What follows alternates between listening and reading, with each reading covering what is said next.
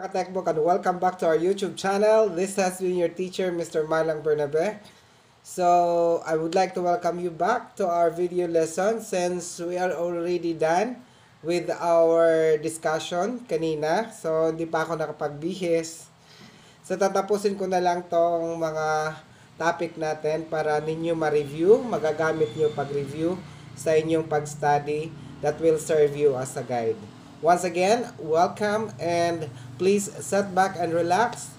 Ako nang bahala dito. Just listen and take note the important details ng aking dinidiscuss dito. So, maghanda ng kanyang mga ballpen at notebook at sulat ang pinaka-importanting detalye ng aking sasabihin. So, our topic for today is about the different charts of accounts. So, ano po ba yung tinatawag ng mga charts of accounts? So, ito yung magiging silbing guide natin sa pagpo-posting ng ating mga journal. So, okay. So, i-identify ko kung ano-ano yung mga accounts ng different elements ng accounting equation. So, accounting equation natin sa asset, liabilities, and equities. Okay. So, sa unang ating charts of accounts sa asset, ang assets are current when it expected to be realized or in held for sale of consumption in normal course of sale consumption in normal courses of enterprise operating cycle. So it is held primarily for trading purposes or for the short term of time or unexpected to be realized within 12 months in the balance sheet. So, itong mga current asset na to, ito yung ang lifespan niya na aabot lang ng yung tinatawag na nga consumables. Kumbaga, magagamit lang siya within 6 months or hanggang 12 months. Kaya tinatawag siya nga current assets. So, what are these current assets? The first natin na account titles are cash. Yung cash is any medium of exchange that a bank will accept at face value, and it includes coins and currency, checks, and money orders and other bank drafts. So, sa cash, pwede dito ang bills, pwede dito ang ating coins, pwede ang mga cheque. Tapos, ang iba, yung mga bangko may tinatawag na mga money orders, yung galing sa postal, yung parang cheque din pero money order siya. Tapos, other bank draft. So, those are example of cash, yung mga account title natin. So, the first one is cash. So, next one is the so-called accounts receivable. So, account receivable are claims against debtors, okay, customers or clients arising from service rendered on account and the sale of merchandise on account. So, ito yung sinasabi na kwarta na sana pero naging bato pa. Hindi, joke. Yung account receivable, yung pera mo na tapos ka na mag-service ng render pero hindi mo natanggap yung compensation mo. So, kumbaga, may tatanggapin ka. Kaya receivable. So, that is accounts receivable. Pangalawang accounts natin. Yung pangatlo naman is tinatawag na notes receivable. These are the claims against debtors mula sa ating clients, mula sa customers, and for the service rendered evidence by writing promise to pay issued by the debtor. Ito yung gagawa ng kasulatan. Kumbaga agreement nga tapos ka na nag-render ng service mo pero wala pa siguro siyang cash na available, so pwede mo siyang idaan sa promissory. So, pwede dito agreement, pwede contract, na magbabayad ka nga sa takdang panahon. So, that is notes receivable. Kaya notes kasi nadaan sa papel. Kumbaga, nagkasundo lang kayo na kailan ka magbabayad with, of course, black and white copy with you, the one who give the service, and the one an imo clients or customers. The next account title class is the so-called merchandise inventory. Merchandise inventory are goods unahan available for sale. So, yung mga paninda to na available sa imuha nga ready for sale. So, account title dyan, ang tawag doon is merchandise inventories or inventory alone. Then, the next one, we have the so-called supplies on hand. These are our consumable goods used in the course of the business, and it represents the cost of supplies on hand. It can be classified as office or store supplies, papers, the pencils, the pens, and folders are the examples. So, ito yung tinatawag na supplies on hand. Pwede siyang account title. Then, the next one is the prepaid expenses. Are expenses paid in advance, then hindi mo pa nagamit.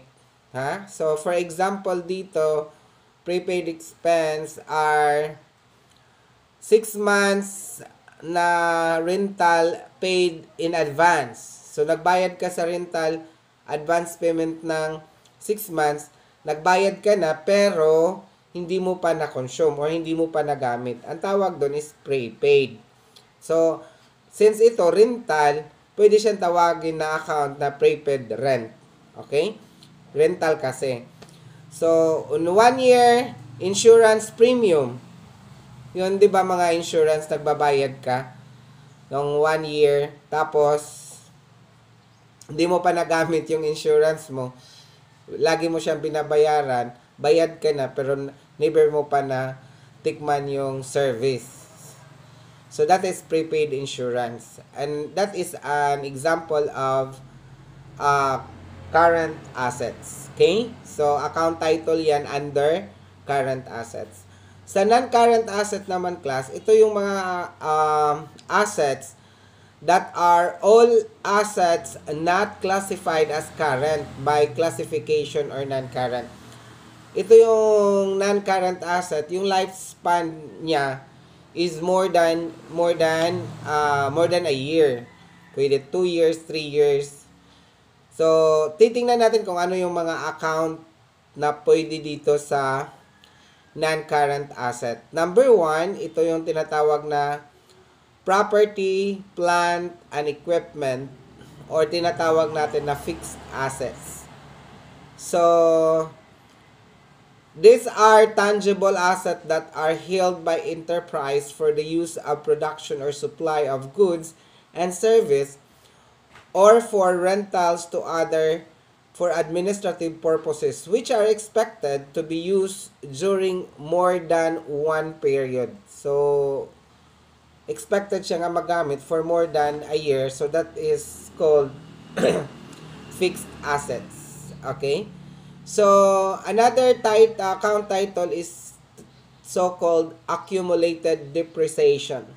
Ang accumulated depreciation naman class is an account that contains the sum of periodic depreciation charges. It is a contra account that represent the whole amount from depreciation expense charged in the past and current period. So, kaya tinatawag siya nga accumulated. So, naipon-ipon. The next account is equipment. So, alam natin, yung mga equipment natin, may mga lifespan na more than, may 5 years, depende sa paggamit. So, equipment are tangible assets which are tools or instrument used in the operation of business. It has its own specific design and style to handle activities both for production and administrative purposes. It can be classified as store equipment or office equipment.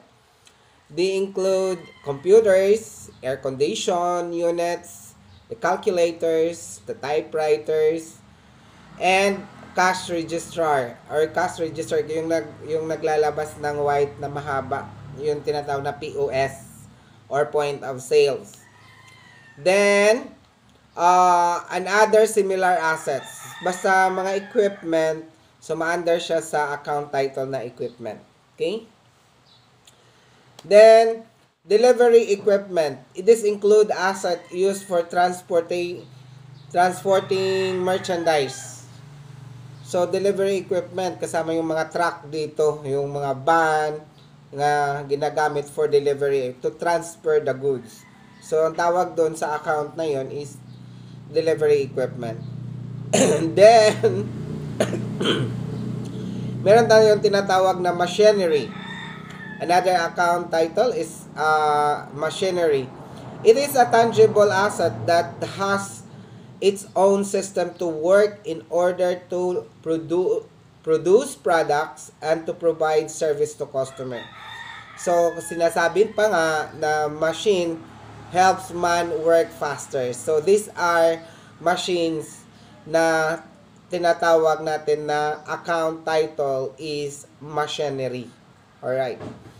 Then, we have the furnitures and fixtures, this is very common. The furnitures and fixtures include asset used for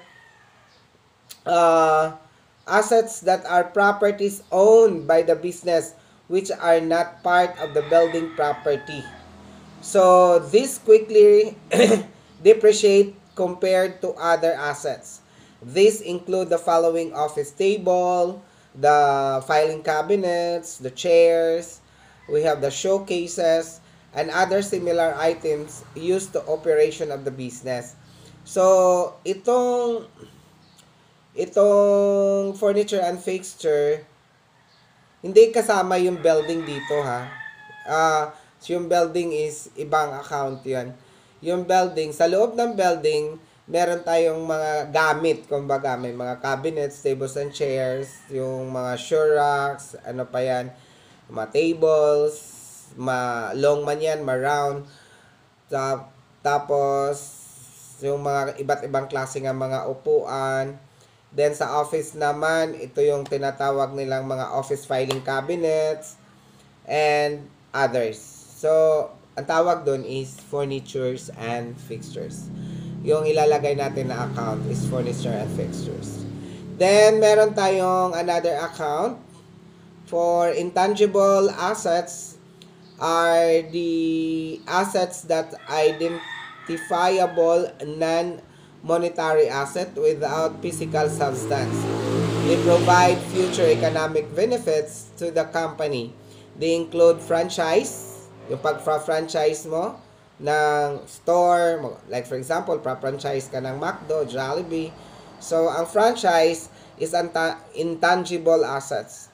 Yung copyrights, claim, karamihan ngayon sa social media, ito yung pinakauso, 'di ba, yung mga copyrights claim.